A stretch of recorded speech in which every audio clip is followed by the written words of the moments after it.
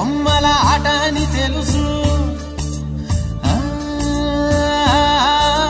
కథ అని తెలుసు, కథ అని తెలుసు, కథలన్నీ కంచికే చేరునని తెలుసు, తెలుసు తెర తొలుగుతుందని, తెలుసు తెల్లారుతుందని, తెలుసు ఈ కట్టె పుట్టుకుమంటదని, తెలుసు ఈ మట్టి మట్టిలో కలిసిపోతదని, ఇన్ని తెలిసి రకాటంలో పడిపోతావు ఎందుకని? మాయ